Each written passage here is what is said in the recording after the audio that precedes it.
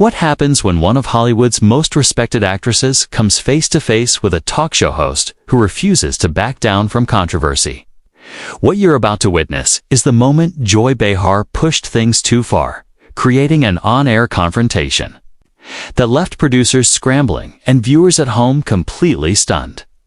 This is the story of how a simple interview turned into television chaos and why Jodie Foster's response changed everything.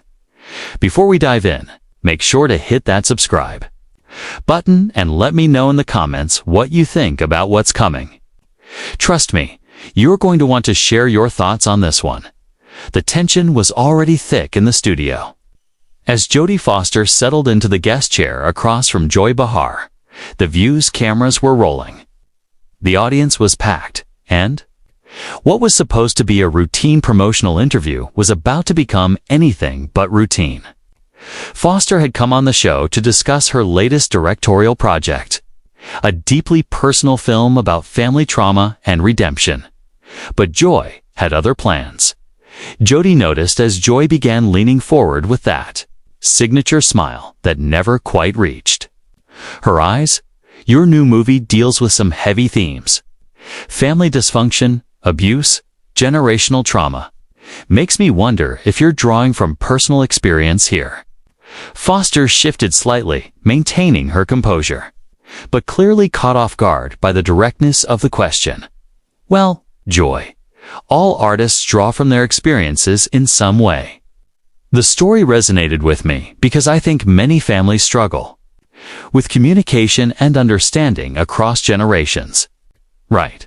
But I'm talking about your own family specifically. Joy pressed, her tone becoming more aggressive. Your relationship with your mother was complicated, wasn't it? The whole thing with John Hinckley, the way your mother handled your career as a child that had to leave some scars. The studio audience grew noticeably quieter. Even Whoopi Goldberg, sitting at the far end of the table, exchanged a concerned glance with Sarah N. This wasn't the direction anyone had expected the interview to take. Foster's jaw tightened almost imperceptibly. Joy, I appreciate your interest, but I'm here to talk about the film and the important themes it explores. The characters in this story are fictional, and while all art comes from somewhere personal, I think it's more valuable to focus on what audiences can take away from it. Oh, come on, Joy interrupted, waving her hand dismissively. You can't hide behind the art when you're putting your own trauma on screen for everyone to see. I mean, your mother essentially pimped you out to Hollywood when you were just a kid. That's what child stars go through, right? And then when that obsessed fan tried to kill a president to impress you, where was she then? The words hung in the air like a slap.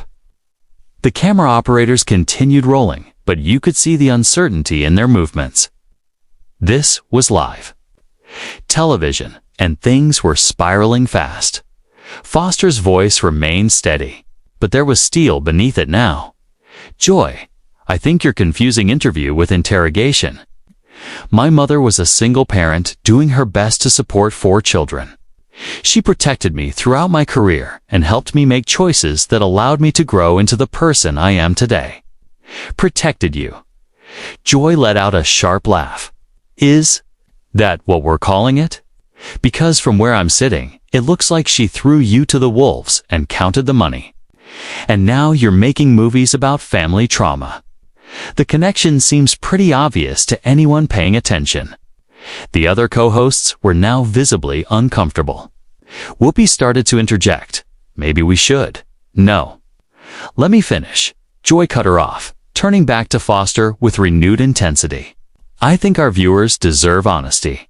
You've built this image of yourself as this private, dignified actress, but you're really just another damaged child star who's never dealt with her issues.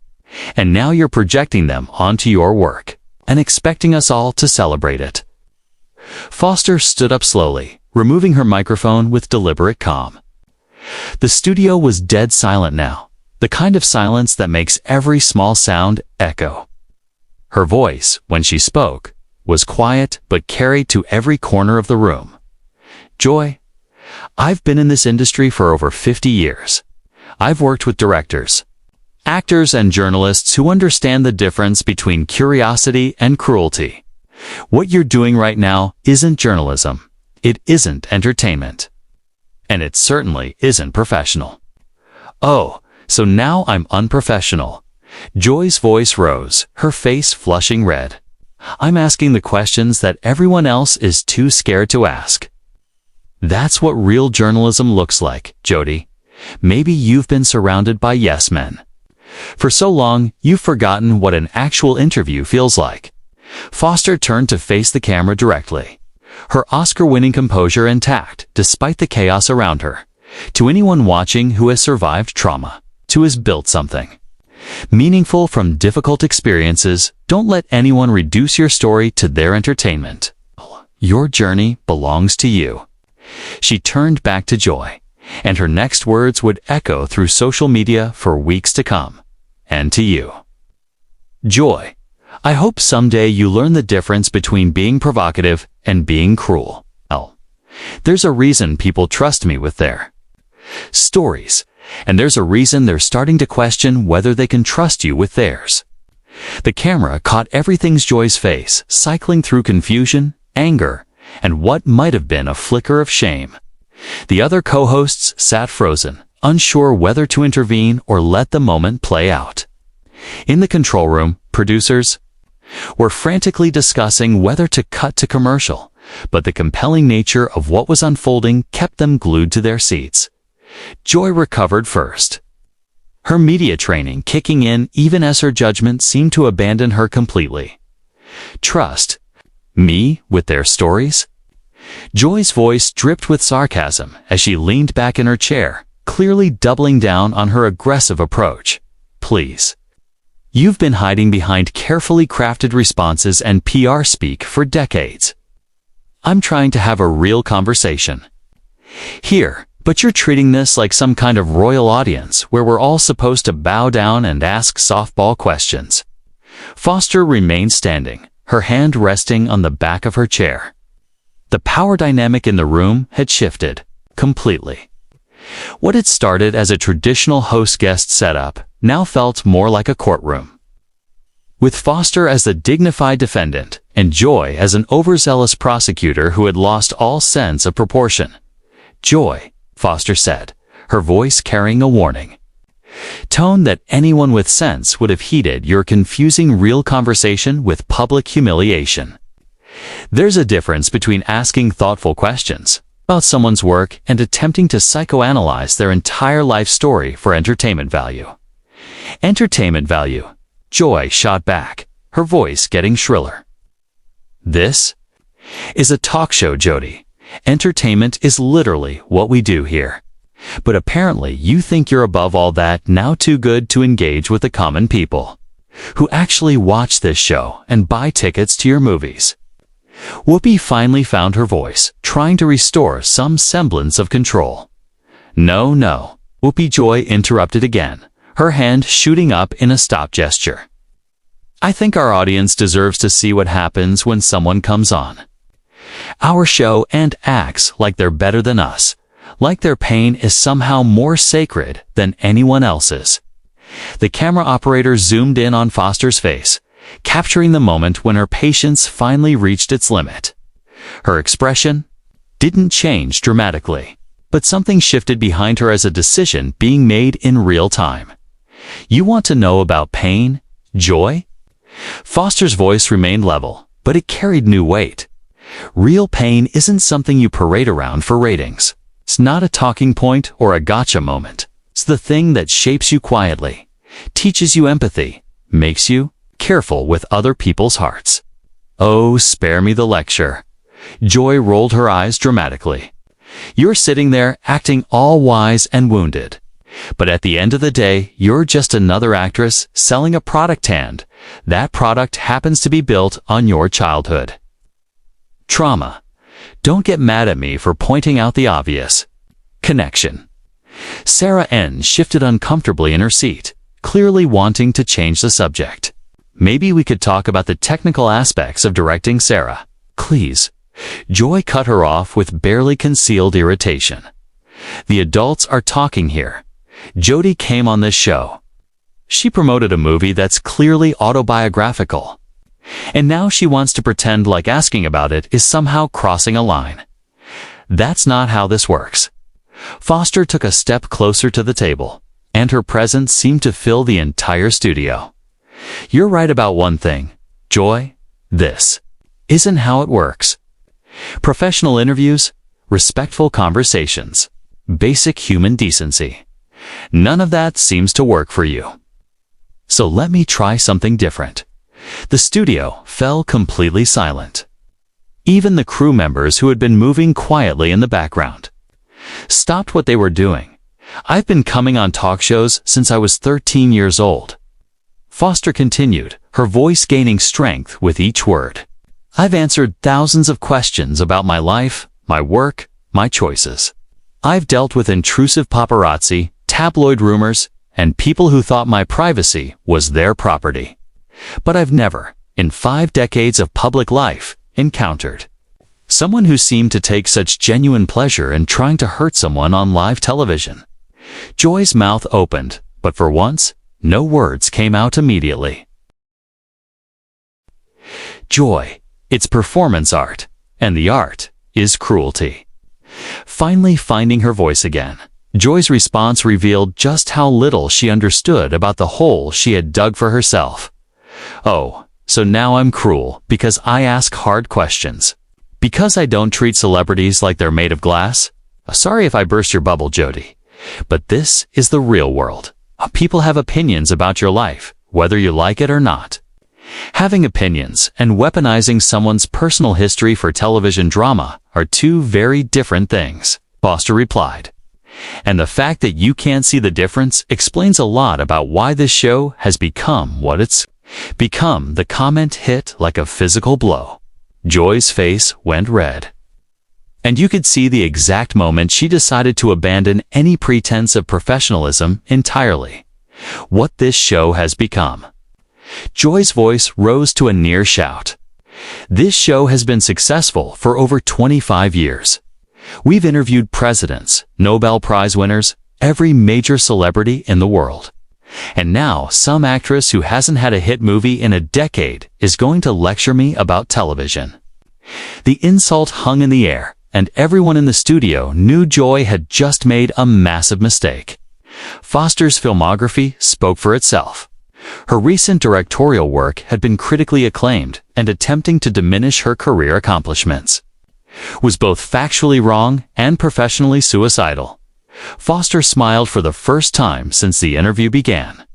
But it wasn't a warm smile. You know what, Joy? You're absolutely right. I haven't had a hit movie in a decade. I've been too busy directing films that matter, working with actors who understand their craft, and building a body of work that I'm proud of. You're right that I'm not used to this kind of treatment. In my world, people show up prepared. They treat each other with basic respect. And they understand that their job is to serve the audience, not their own ego. My ego? Joy stood up now, abandoning her host chair and stepping into the open space between the table and Foster. You're the one who walked onto my set acting like you're too good to answer simple questions about your own movie.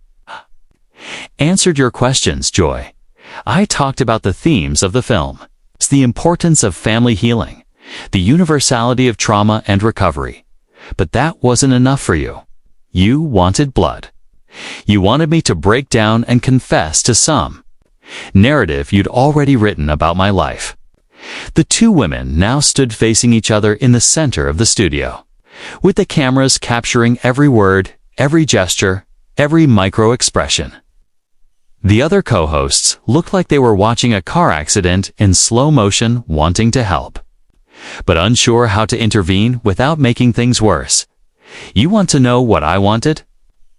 Joy's voice carried a note of desperation now, as if she was finally beginning to understand how badly this was going, but couldn't stop herself from making it worse. I wanted honesty. I wanted someone to finally admit that Hollywood is built on damaged people selling their pain to audiences who eat it up. I wanted you to stop pretending like you're above it all. Foster's response would become the Most quoted moment of the entire exchange. "Joy," Foster said, her voice cutting through the tension like a blade.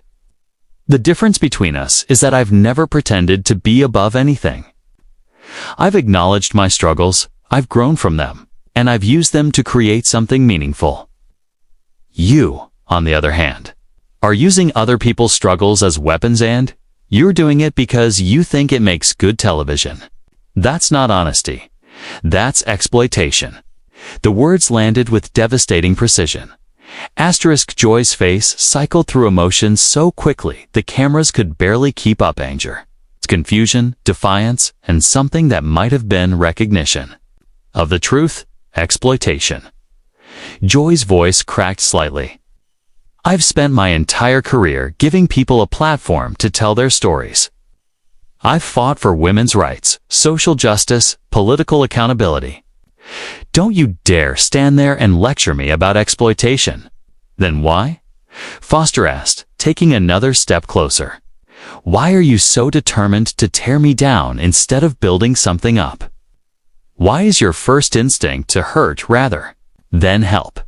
If you really cared about social justice, wouldn't you want to use this platform to discuss the real issues the film addresses, instead of turning my personal life into a spectacle?" For the first time since the interview began, Joy seemed genuinely at a loss for words. The question hung between them, and viewers could see her struggling to find an answer that didn't prove Foster's point. Whoopi seized the moment, trying to restore some order. "Maybe we should take a breath here." "No," Foster interrupted gently but firmly. "I think Joy wanted a real conversation, and I think she deserves to finish it. Joy, why are you really angry? What is this actually about?" The question was delivered without malice, almost therapeutically, and it seemed to crack something open in Joy that she hadn't intended to reveal. "You want to know what this is about?" Joy's voice was quieter now, but filled with a different kind of intensity. "It's about watching people like you coast on talent and privilege, while the rest of us have to fight for every scrap of attention. It's about sitting here day after day entertaining housewives and retirees, while actors like you get to make important art and act like you're saving the world." The admission was more honest than anything she'd said during the entire interview. But it also revealed the petty motivations behind her attack. Foster's expression softened slightly, as if she finally understood what she was dealing with.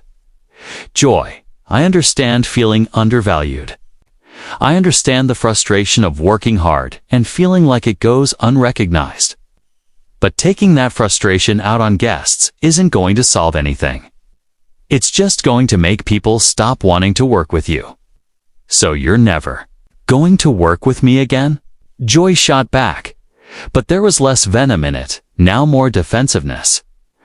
"I don't know," Foster replied honestly.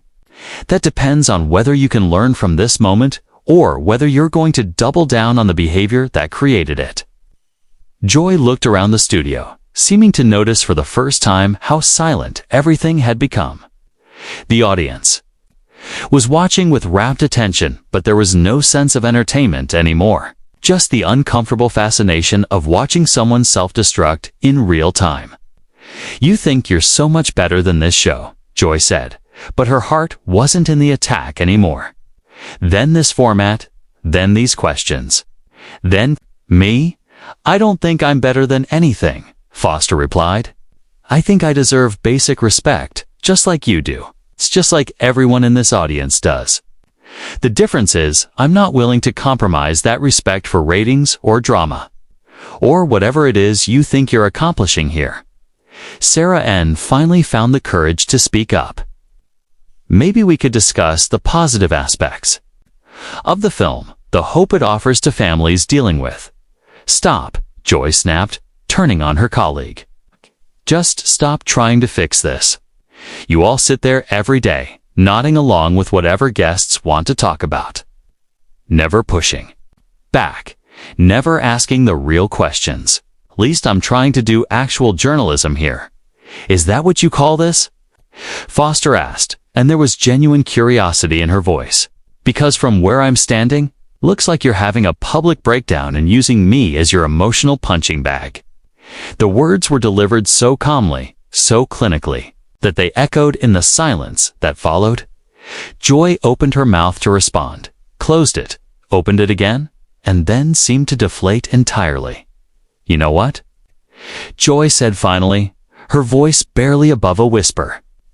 "Maybe you're right. Maybe I am having a breakdown. Maybe I'm tired of pretending that what we do here matters when people like you make it. Clear that you think you're slumming it just by showing up." Foster's response was immediate and unexpectedly compassionate. "Joy, what you do here can matter. This show reaches millions of people every day. You have the opportunity to educate, to inspire, to bring important conversations to people who might not have access to them otherwise. But you can't do that if you're more interested in tearing people down than building them up." "Easy for you to say," Joy muttered, sinking back into her chair. "You get to pick your projects, work with whoever you want. Make art on your own terms. I have to fill 5 hours of television every week with whatever walks through that door, then make it count," Foster said, her voice gentle but insistent. "Make every interview matter. Ask questions that serve your audience, not your own frustrations. Use your platform to elevate people instead of diminishing them." The studio was completely silent now. Even the crew had stopped moving, everyone, sensing they were witnessing something unprecedented. Joy, as they sat in her chair, staring at her hands, while Foster remained standing in the center of the space. Finally, Joy looked up at the cameras, seeming to remember that millions of people were watching this unfold live. "We'll be right back," she said, quietly, then louder. "We need to go to commercial." But the director didn't cut away. Whether it was technical confusion or a deliberate choice to let the moment play out, the cameras kept rolling as Joy turned to Foster one last time. "I'm sorry," she said. And for the first time in the entire interview, her words seemed completely genuine. "You didn't deserve this. None of this was about you. And I'm sorry you got caught in the crossfire of whatever this was."